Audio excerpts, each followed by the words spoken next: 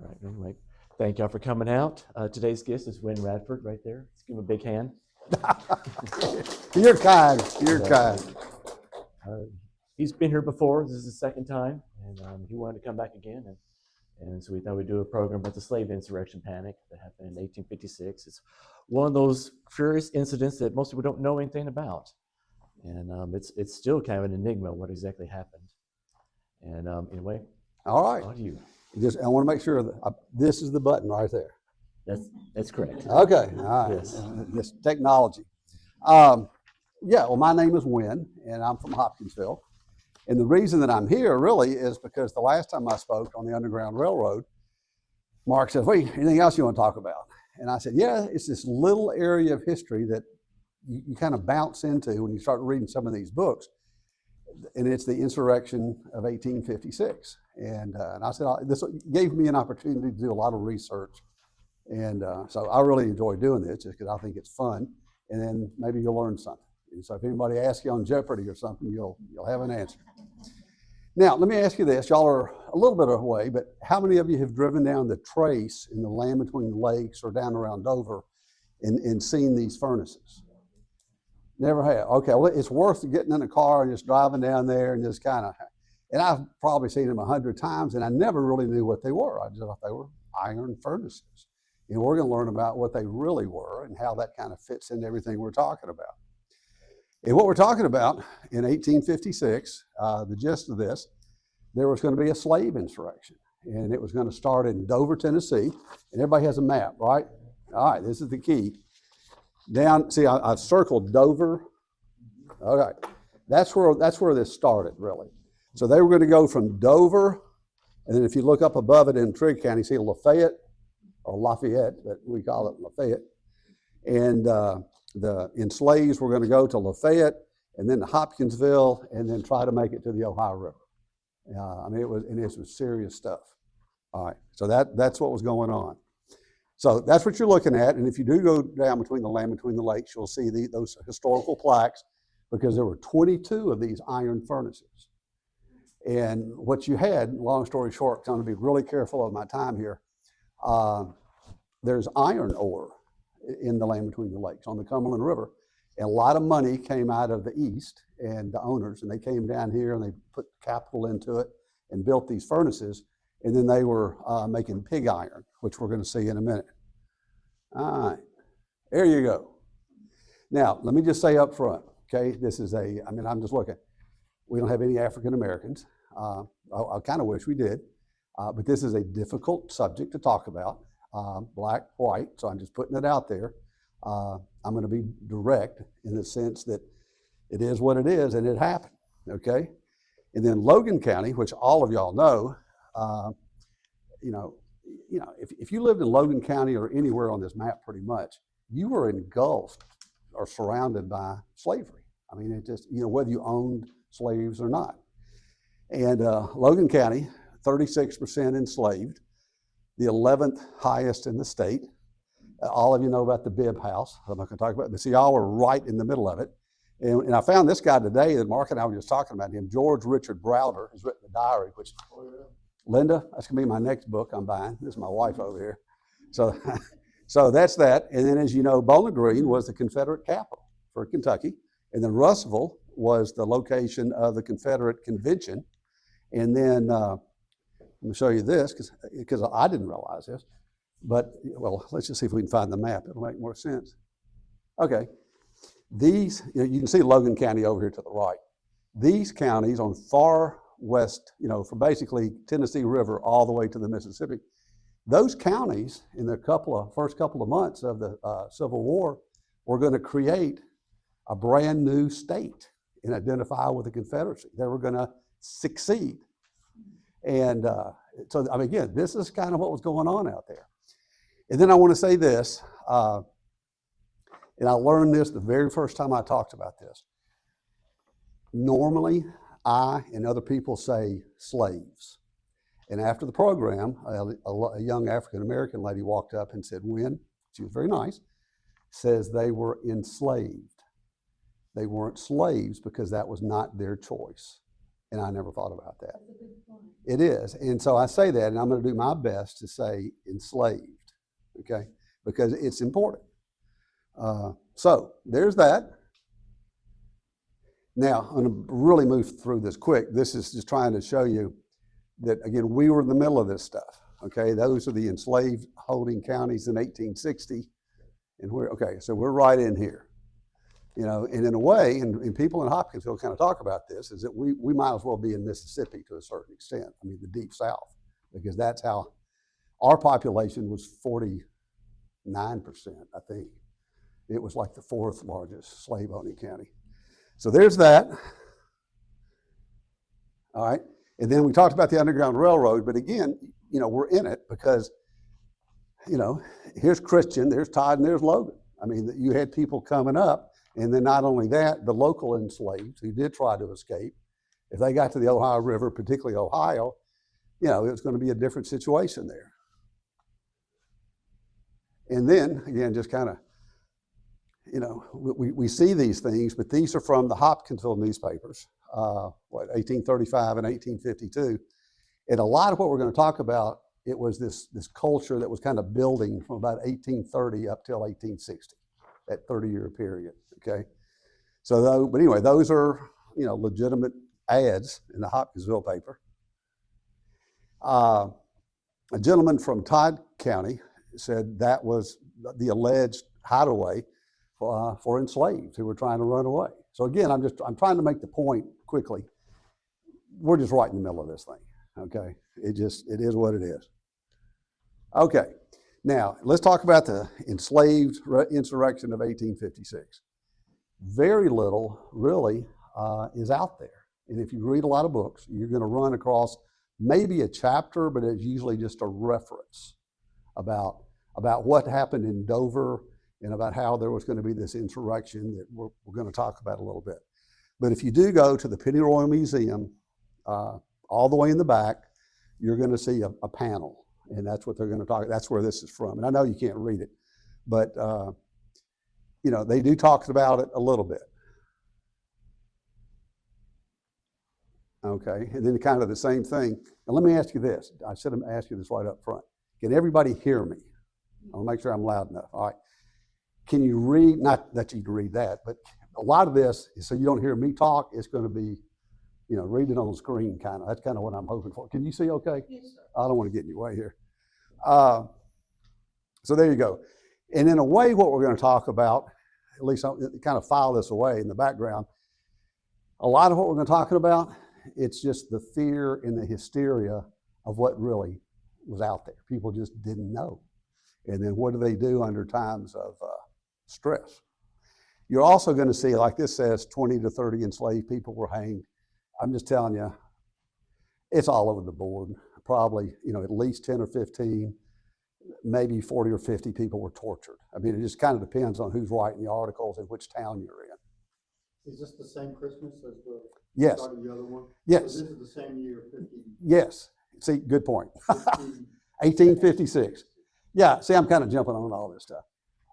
Yeah, what you're looking at here, this insurrection, and that some people, I mean, again, depending which article you're reading, was it an insurrection? Was it a rising? Was it a stampede? You know, I mean, like, was a revolt? Everybody called it a different name. But no, to answer your question, from about December of 1856, what was happening here, there was an enslaved who tried to run away in early December 1856. And he got caught, and they said, well, what are you doing? You know, and he said, well, there's supposed to be this insurrection, and I don't want to be part of it. So that's when everybody kind of mobilized, the white owners, whether it's in Dover or Clarksville, Lafayette, Cadiz, Hopkinsville, kind of all over the place. Okay, they banded together, and then what was supposed to happen was on, I guess Christmas Eve, really, or maybe Christmas Day of 1856, the cooks in all of these different houses were going to poison the owners. I mean, that's what was going to happen. That was what was supposed to happen. So between, let's say, December 1st and really end of the year, this thing that's when this took place, this 1 month period. And Some people were hanged. A lot of people were tortured. I mean, it was bad, you know. So the first paragraph, that happened, but the slave revolt never happened? That's right. They still did all of that first? Yes. No, here's, I mean, I was going to get to that, but here's what, no, this I is, just wanted to be sure I understood. no, you did. The truth of the matter is, the insurrection, the march to Hopkinsville and the Ohio River never happened. Now, did it not happen because they shut it down, or it just never really was going to happen? But I think it was going to happen, and then, you know, people, you know, got together and they kind of shut this thing down. But there never was you know, sometimes you'll see 600 enslaved were involved. There wasn't this march to Hopkinsville from Dover. But what the white people did up in the top there, that they were afraid of the slave revolt, and so they acted, and then the slave revolt didn't really happen. That's right. I'll tell you, they shut it down. I mean, You can really make a Yeah. lot of difference. yeah. So that's kind of what happened. And like you said, it never happened. All right. Okay, that's the same map that you're looking at. And again, okay, there's Dover, there's Lafayette, and there's Russellville. And I did this. I think it's like 70 miles supposedly between Russellville and Dover. It's probably more than that, but that's what MapQuest said. But my point is, y'all, you know, you weren't that far away, okay, at the end of the day. Most of the action was in Dover, and I know you probably can't see it maybe on your map, but there were 22 of these iron furnaces up and down the Cumberland River, okay? And over in Montgomery County. And then, believe it or not, and I'm kind of laughing because my wife, Linda, is here, and I'll sit in my chair and I'll just play around while I'm watching UK play basketball or something, and I'm finding all this stuff. Sure enough, Bear Spring Furnace. Can y'all read that? Okay, good. Well, you can read it. I'm not going to read it to you, but the guy was from Logan County. Do y'all know any Stovals? Well, that's who owned it. I mean, there you go. And that was in 1840. All right, and then, you know, internet's an amazing thing. There is Bear Spring Furnace, and it is located in Dover. Okay, right below Dover. You know where that is now, but it was one of the furnaces. Now, you say, well, what was he doing down there? We'll talk about that, but well, I'm going to have plenty of time, Mark. This is good. So what were they doing here? They manufactured pig iron, and you can see that's what the pigs look like. But they're like, you know, I say big gold bars, but that's what they were. They were, you know, iron bars. And when you see that, this is what I always thought. When you see the big furnaces, you go, okay, they were limited just to the furnaces. Not the case, okay? What it was, so and some of these corporations owned 100 plus enslaved, okay? And then you think about, then they had to have the support system, the cooks and everybody to keep them going. Because these furnaces went 24 hours a day, 6 days a week, okay? Because you had to keep that so hot. And you'd have the people working in the furnace, and then you would have the people up digging in the ground. But then you had where a lot of the hard work was, they were cutting all the trees down because they had to cut the trees down to make the charcoal to put in the furnace. And I talked to a gentleman out of Cadiz, Kentucky today who knows a lot about this. And he said, well, what really kind of put it out of business, the furnaces, and I kind of disagree with this, he said, is they cut all the trees down. They deforested land between the lakes. You know, I mean, think about that. They just kept cutting the trees down. So that's what was going on. And then what they would do with these, and then they would make 3 tons a day. And then the cannonballs were used in the War of 1812. You know, Andrew Jackson, I think, makes reference to them. And then during the Civil War, a lot of these furnaces were destroyed because the Union did not want the Confederacy to have iron, you know, cannonballs or whatever else they were going to make out of them. So there you go. Now, this, you got to wake up and you go, I remember something. And I was in either Dixon or Dover, Tennessee, going through their museum, and the state of Tennessee has put this together, and it was kind of like an iron exhibit, and that's it. And I thought that's great. So there's your furnace. They're the guys over here digging, the iron, and if you next time you're particularly at Camp Energy, I'm trying to think of some of these places, but you'll see the furnace kind of backed up to kind of a hill, okay? And you go, well, what's that doing over there? Well, they would have built that little bridge or house or whatever it is, and then it would have backed up to a lot of forest. That's what was going on. And they would cut all the trees, bring them down, and then run them through there 24/7. But I thought that was, one picture's worth 1,000 words. There you go. All right. Now, so who were the owners? This guy, any of you camped out or familiar with Hillman's campground? Land Between the Lakes? Okay, yeah. I mean, I've never been there, but now it's called Hillman's Ferry Campground. Well, it was initially owned by this gentleman right here, who owned a company called Tennessee Rolling Works and Iron Works. And there you go. And he actually lived in Trigg County on the river. He kind of was a local owner, but his family and most of the owners lived in Nashville. And then a lot of them stayed up east. So, all right. And then I ran across this. Here's Mr. Hillman again. And you can kind of tell how he aged. And this is a fact, and then I'm going to make a statement that I probably shouldn't make, but he died in Western State Lunatic Asylum. Y'all know where that is, Western State, when you're coming into Hoptown. Well, that's where he died.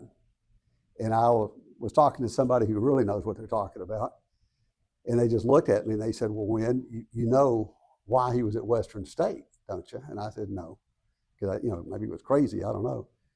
He said he probably had syphilis, and he probably had syphilis because of having sex with the enslaved. And I just never would have thought about that. And I've seen that in 2 other places, so I don't think that's an isolated situation. So that was Mr. Hillman. And then just to show you the sophistication of these businesses, out of those 22 corporations, I'm not saying all of them owned over 100 enslaved, but an awful lot of them did. A lot of them lived in Trigg, Stewart County, Nashville. We talked about that. And I thought this was just ironic.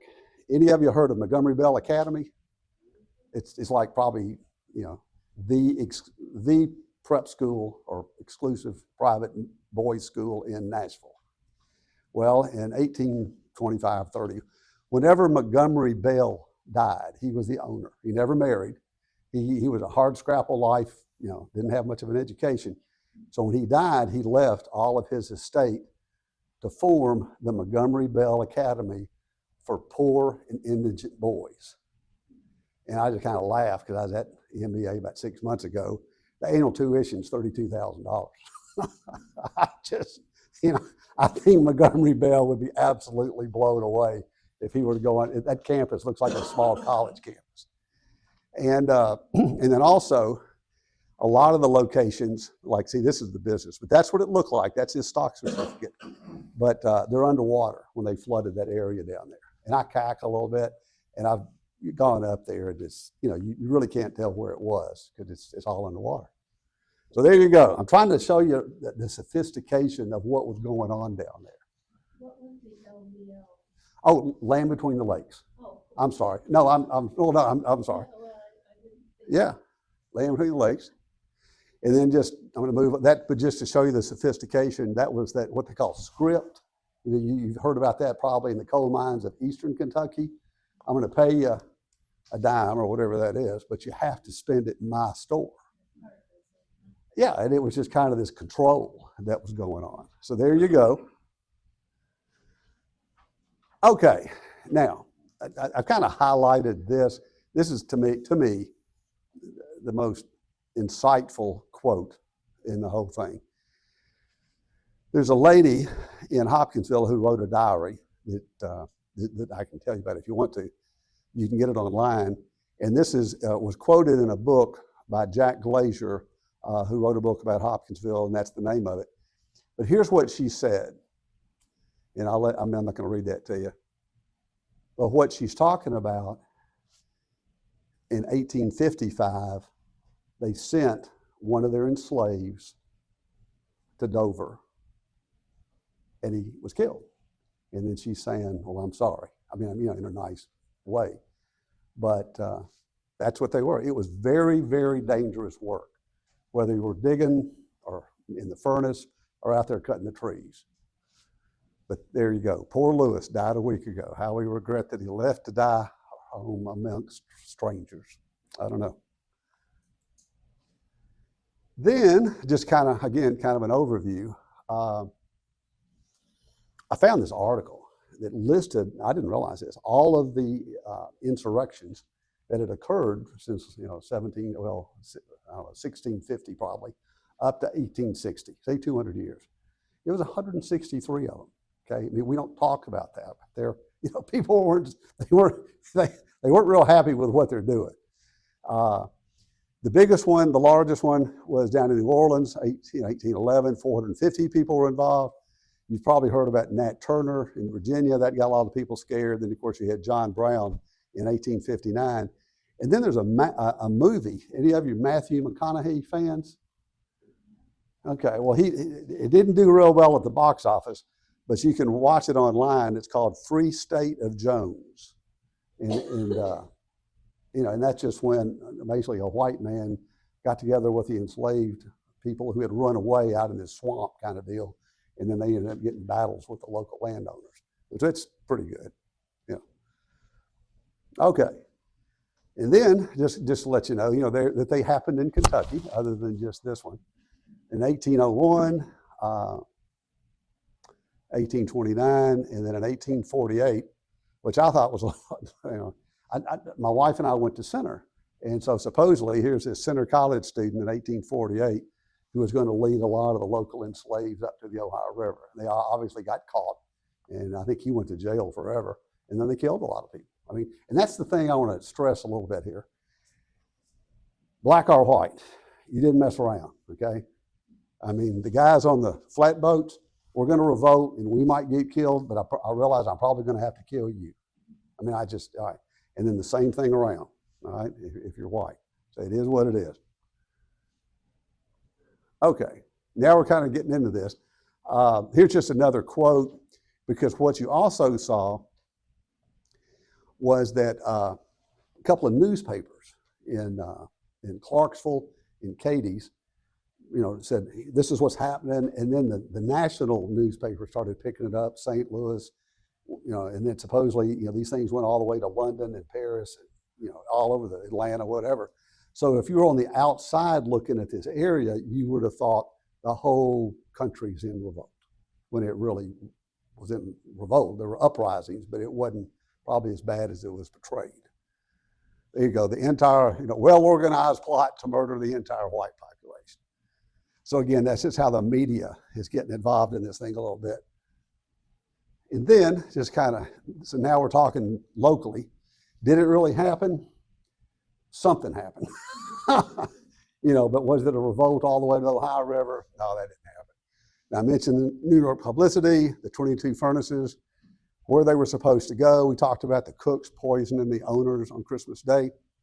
And if you were to read a lot of these diaries, what you would see is, the owners are saying, I cannot believe that Eliza was going to kill us, because she was our trusted enslaved. I mean, there was, that kind of discussion. And then just kind of depending on where you are, who's doing the reporting. But one thing I do, and almost all of them created vigilance committees, okay? Also in Cadiz, the ringleader was this guy, Reverend Solomon Young. He was hanged in Cadiz, but a lot of the instigators were preachers, African-American preachers. And they also were abolitionists. They were outside agitators, Yeah, I'm going to get that. I'm going to spend a lot of time on that. And then what you had, whether it's Hopkinsville and I'm pretty sure Logan County would have had to have this.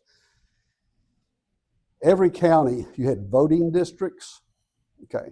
And I've been to the courthouse in Hoptown and Trigg County, and I think I've been over here. But anyway, if you go through there, every 3 months, the county court, which is now the fiscal court, would appoint 2 patrollers and a captain. And it was their job to go out and patrol to make sure everybody was not running away or doing what they're supposed to be doing. All right. Now this is what I'm going to show you on the thing. And okay, now the question I'm going to ask you is why revolt? 1856, and I'm going to move. You'll see what I'm talking about in a minute. But John C. Fremont was going to run. He did run for he was the first Republican presidential candidate, and he introduced slavery, being free. He said this is a moral outrage, and we're going to end this. And then what was happening? A lot of the enslaved, and I'm going to show you some pictures here, but they were working on riverboats. Some were learning how to read, that type of thing, and they thought that all they got to do is get to the Ohio River and they're free. Okay, that's where this 1856 kind of comes into play. But that's who he was. And then what was also happening by 1856, the tobacco was running out. Okay, the corn, it wasn't great. The soil was running out. And an awful lot of owners were hiring out their enslaves to work. That's what they were doing. And Bethel College for women was in Hopkinsville. And I think you had Bethel College for men here. And I tell him, Mark, my grandfather got kicked out over here, but that's another story. He started a food fight. But anyway, but you can see the bricks, the heavy labor that went into that. And then also, Bethel, whether it's Bethel College, Western State, they built that before the Civil War, and then toll roads. It's almost any kind of hard physical labor, I'm going to hire you out. Okay. Now, this is some steamboats from Montgomery County, right there in Clarksville. Everybody's been to Clarksville, you kind of old Riverside Drive there. Well, I didn't realize, never paid any attention, but an awful lot of enslaves were being hired out to work on the steamboats, and then so they got a greater exposure on the world. Like, well, what else is going on out there? If you pulled into Ohio and everybody's free, well, what are we doing here? So, but the main thing is they came back with these stories to tell. And kind of want to hit on this. By 1856, if you were enslaved, this was your 3rd or 4th generation of being enslaved in the United States. You didn't remember Africa. You just didn't. You've got that. You had probably gotten to the point where the Underground Railroad wasn't really much of an option.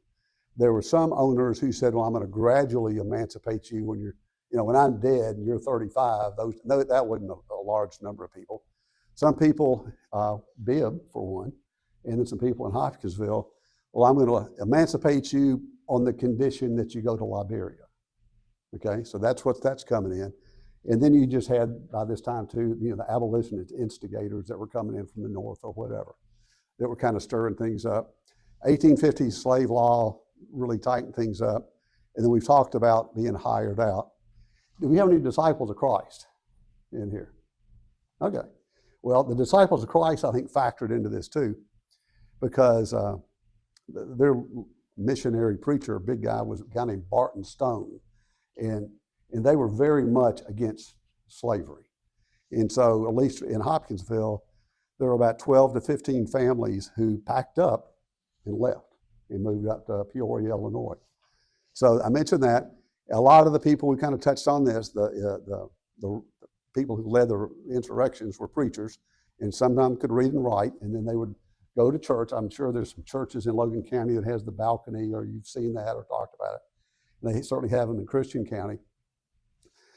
So they learned about Moses, learned about Exodus, and they started identifying, along those lines. Barton Stone came to Logan County during the revival we had here. Oh, Red River. Mm-hmm. Okay, yeah. Well, disciples of Christ, I'm kind of giving them a heads up, a pat on the head, because they meant what they said. They did it. Okay, why not revolt? Kind of move on this, but if you wanted to revolt, they could be sold. I'm going to sell you, Natchez, New Orleans. I'm going to send you over to somebody in Hoptown. You're never going to see your family again.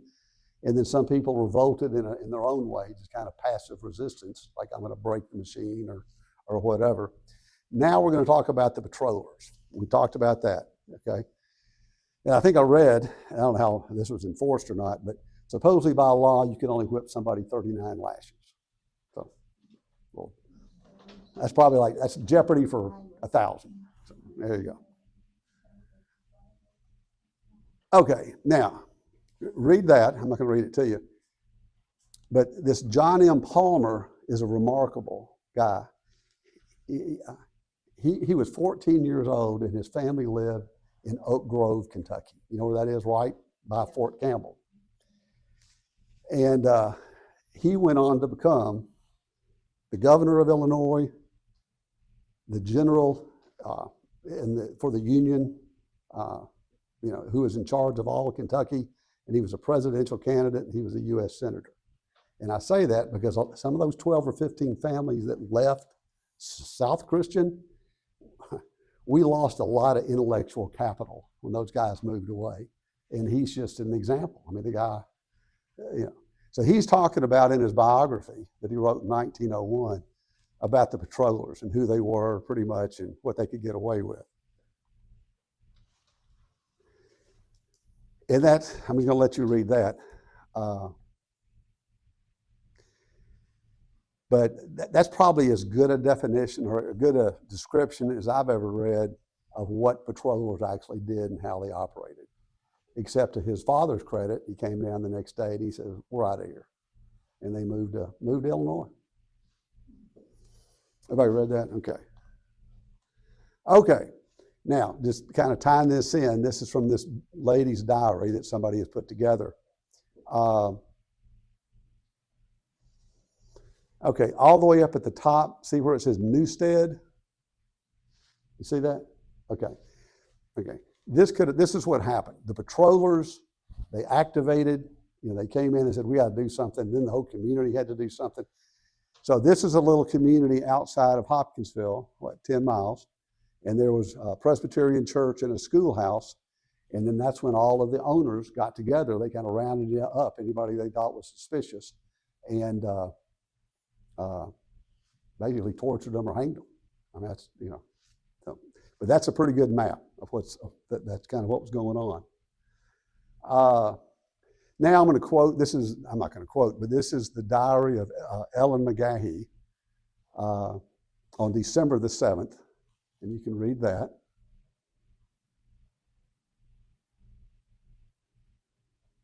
And I like, the danger may be greater than imagined. And that was kind of the point was, you didn't know, who is, am I cooks for me or is she against me? What am I doing here? And this is a quote from a Union soldier from Ohio that was pretty graphic. And they make reference to Hillman's again. So my point here is this is violent stuff. All right, everybody read that? We're good. And then after the war, and this is like we're talking, well, this is 1856, but when the Civil War, 1860, if you ever go down to Dover, have you ever been to the Dover, Fort Donelson battle? Yeah. Remember you went to the little house that was called the hotel? Well, that's what it looked like in 1898.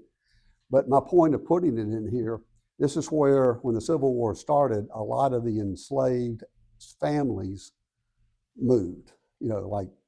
This desire for freedom is just find me a Union camp and I'm going there.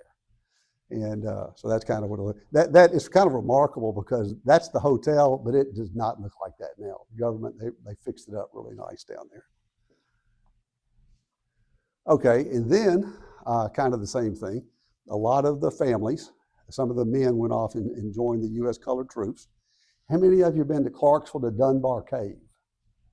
You know where that is? All right.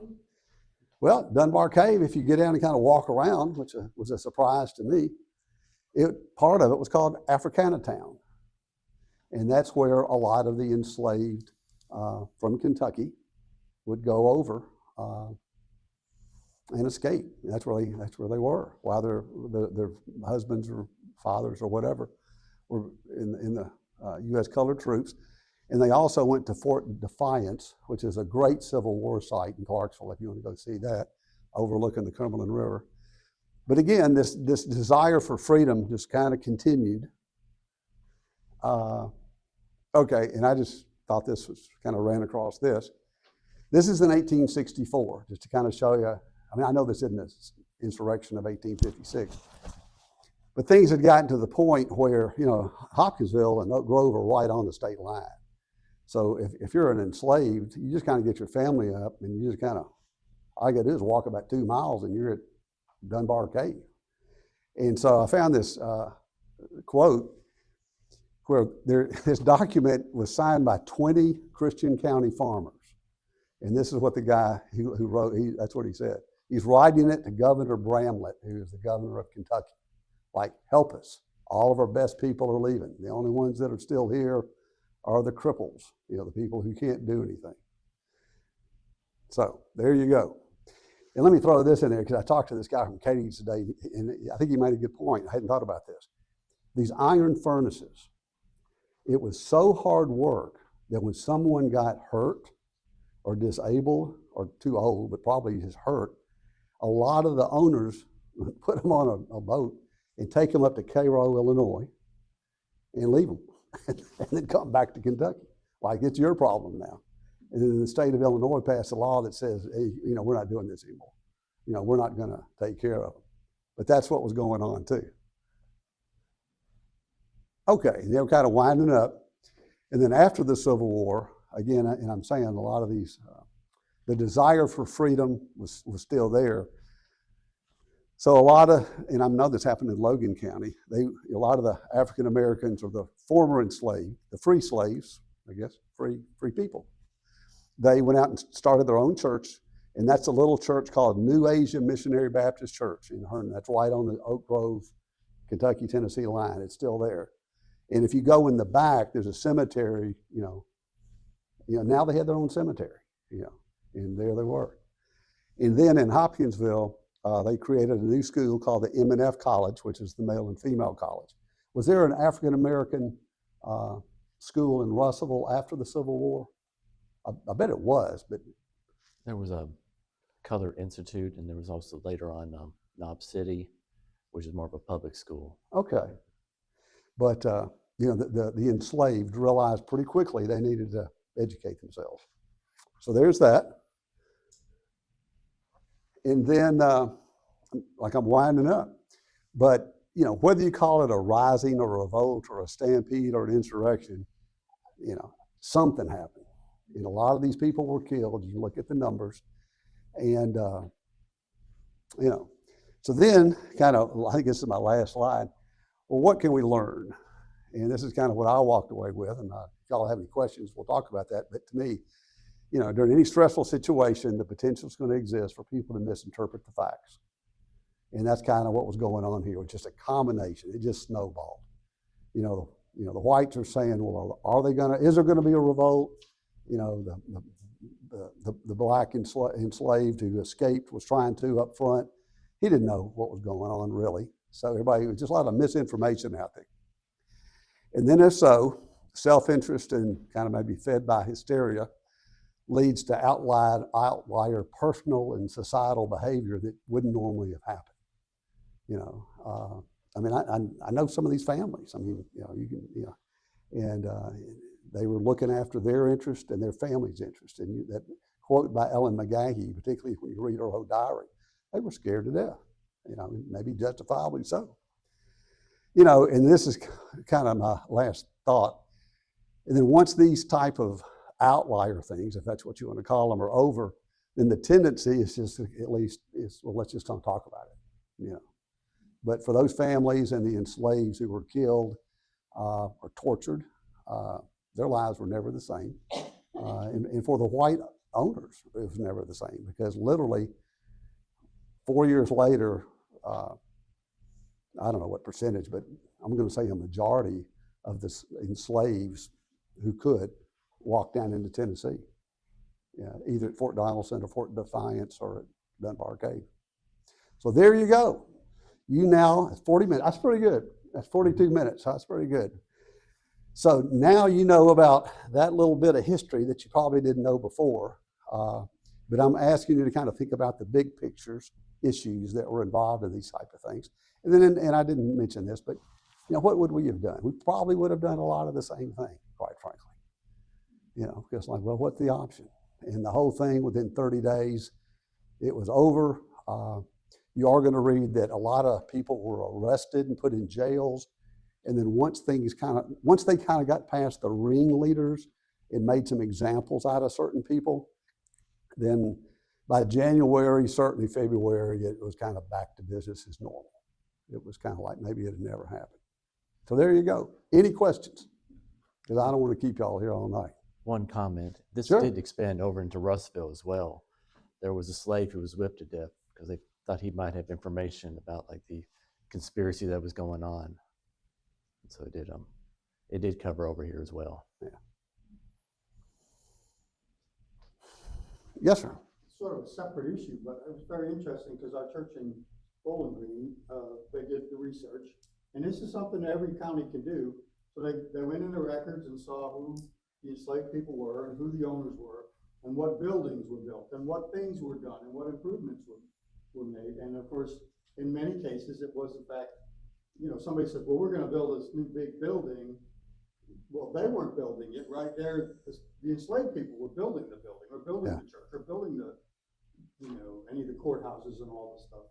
And to go through, and because you can tell by the surveys of who owns who and all that, you can sort of track some of that down. And it's terrifying to think how horrible it was, that this happened to people, and then we don't want to talk about it. Yeah.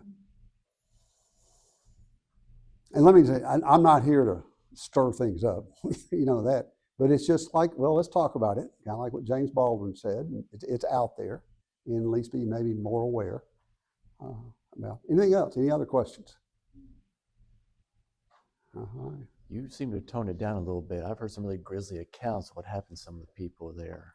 Yeah. Like they were like beheaded and their heads put on spikes and stuff like that. Yeah, I left that out. Well, and let me say this. I'm going to say I've got about 5 or 6 books that kind of refer to this. Probably the best is Jack Glazer's book, Been Coming Through Some Hard Times. And what was supposed to happen, well, I have to all go back to that map. But between Dover and Hopkinsville, there was a little town called Newstead, and that was the road they were going to come up on. And Jack said he had talked to some older enslaved who their memories had been, their grandparents, that they beheaded people and put them on spikes. But he did his research, and he went kind of deep into the African-American community, and he said, I don't think that ever happened. I think that was, again, people talked about it. But then again, in Dover, they say they did. So it's kind of like, well, which book are you listening to? But yeah, that was certainly a rumor that was going on out there, and whether it happened or not, we just don't know. Well, okay. Well, Mark, there you go. Well, let's give a big hand, everybody. Thank y'all for coming out. Next month we'll have wait a minute. We'll have you, and you'll be talking about the War of 1812 and the unexpected things about Kentucky. So come out for that and learn about one of the most misleading wars ever. And y'all are dismissed. Thank y'all for coming out. Mark, let me say one thing. I want to thank my lovely wife, just because if you've ever done any of this research, she got to listen and visit all these places. So thank you, Linda. There you go. Thank y'all. You're a great audience.